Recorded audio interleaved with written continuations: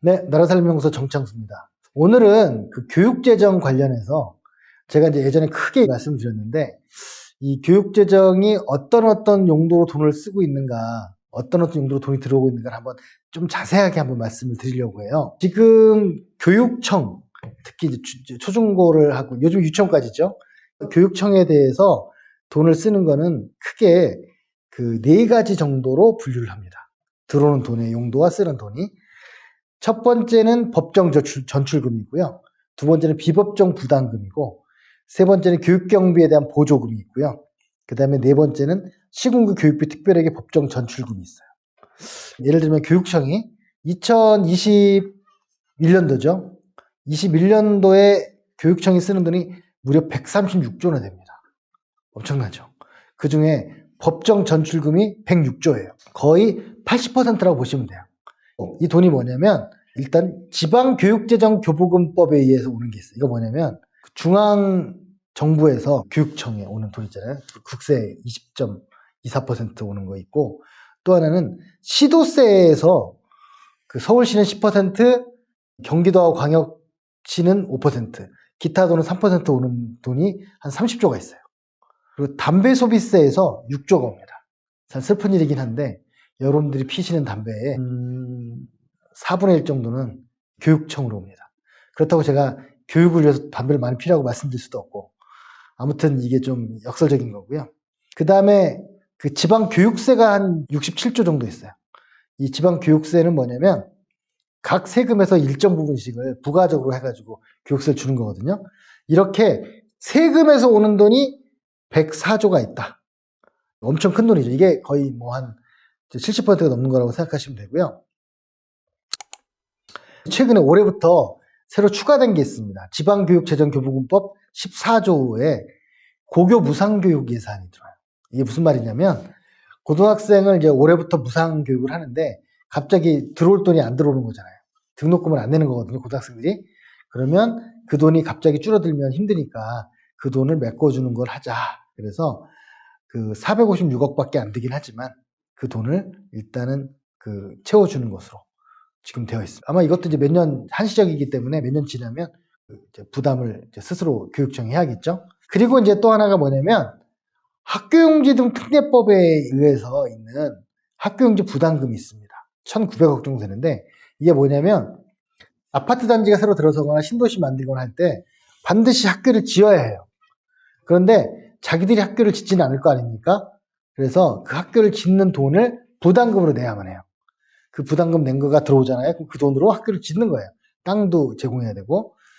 당연히 있을 돈인데, 다만 저는 안타까운 건 뭐냐면, 문제는 이게 뭐 50만짜리 100만짜리 도시면 이해가 되는데, 3만짜리 뭐 5만짜리 작은 소규모 아파트 단지가 들어섰는데 바로 옆에 학교가 있는데 이 학교를 따로 만드는 거예요. 이거는 마치 임대주택 그 담쳐놓고 못 만나게 하는 거랑 비슷한 거라고 생각을 합니다. 기존 학교가 있으면 같이 사용하면 돈도 절약되고 좋을 거 아닙니까? 만약에 기존 학교에다가 원래 부담하려고 했던 돈을 줘서 더 좋은 학교로 할 수도 있겠죠. 그럼 돈도 절약할 텐데, 여하튼 지금 학생이 엄청나게 줄어드는데도 여전히 신설학교가 많은 이유가 바로 그런 것 때문입니다. 새로 만들려고요, 새로. 저는 이거에 대해서 개인적으로 이제 슬픈 기억을 갖고 있는데, 제가 강원도 인제라는 곳에서 중학교 2학년 때까지 있었는데요. 제가 나온 초등학교가 전교생이 150명이었습니다. 제가 6학년 때 졸업할 때 15명이 졸업했어요.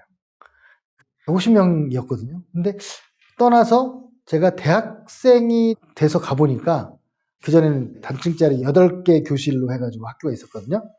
그거를 허물어버리고 2층짜리로 새로 지은 거예요. 깔끔하게. 완전 시설을 새로 해가지고. 그런가 보다 하고 다시 왔는데, 그 다음 해에 가보니까 폐교됐어요.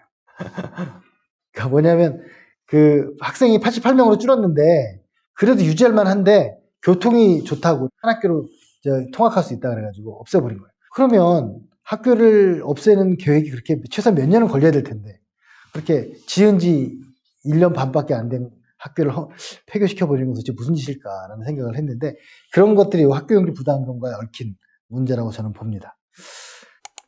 자, 그 다음에 비법정 전입금이 있습니다. 이게 한 1,496억 정도 있는데요. 법적으로 부담하지 않아도 되지만 그 조례에 의해서 추가적으로 되는 거예요. 특히 서울시 같은 경우에는 추가적으로 지방세에 뭐 3%를 더 내게 한다든가 이런 제도가 있습니다. 이거는 지역마다 좀 특수한 상황이 있는 거고요. 이게 이제 법정 전출금이 있고 비법정 부담금 이 두 가지가 이제 큰 게 있다는 거고요. 그 다음으로 있는 게 뭐가 있냐면 교육기관에 대한 보조가 있어요. 이게 지금 우리가 요즘 많이 느끼는 건데 이게 이제 무려 2조 8천억 정도 됩니다. 그 중에 가장 큰 게 1조 8천억이 되는 급식비예요. 무상급식 때문에 들어가는 돈이 한 1조 8천억 정도 있다고 보시면 돼요. 그러니까 우리나라 학생들이 식사하는데 1조 8천억 쓰는구나 이렇게 생각하시면 될 겁니다.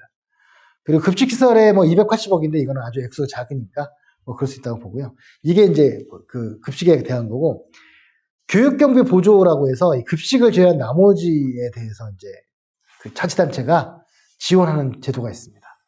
이건 안 해도 되지만 하는 거죠. 예를 들면 경기도만 해도 31개 지자체가 6,500억 이상을 지원을 해요. 개별 학교에다가. 교육시설 개선이 2,700억 정도. 이거 좋은 거죠. 좋은 건데 가끔 문제되는 경우가 있습니다. 예전에 서울시에서 화장실을 바꾸는데 변기 하나를 바꾸는데 2천만 원씩 드는 거예요. 왜 그럴까요? 변기에 2천만 원씩이나 되는 황금 변기여서 그럴까요? 받는 김에 화장실을 새로 리모델링 하는 거예요. 새로 짓거나.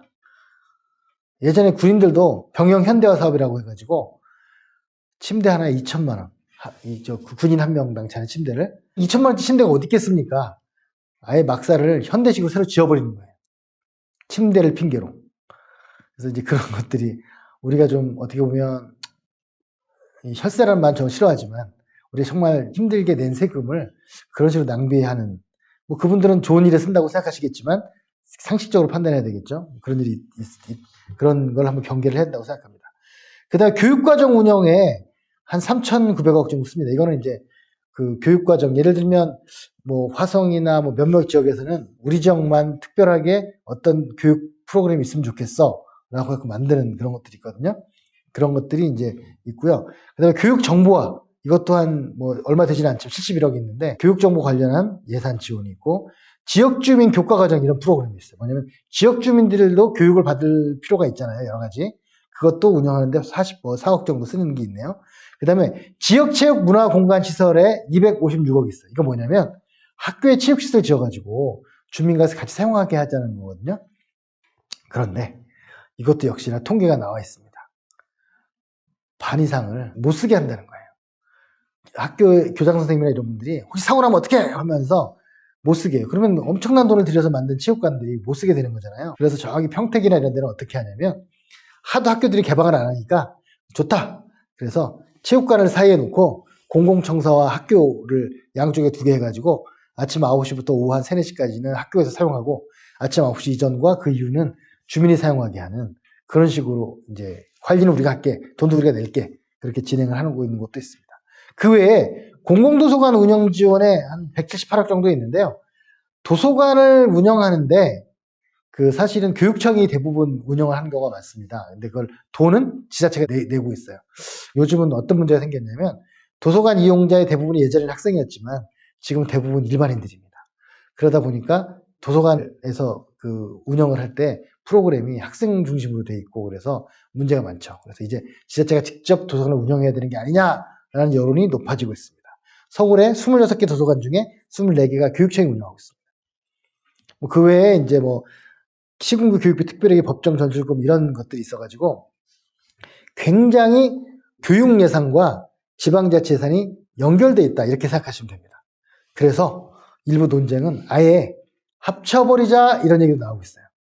굳이 교육과 일반 행정을 분리해야 되느냐 이런 의견이 나오고 있다는 점을 말씀드리고 마치겠습니다. 구독, 좋아요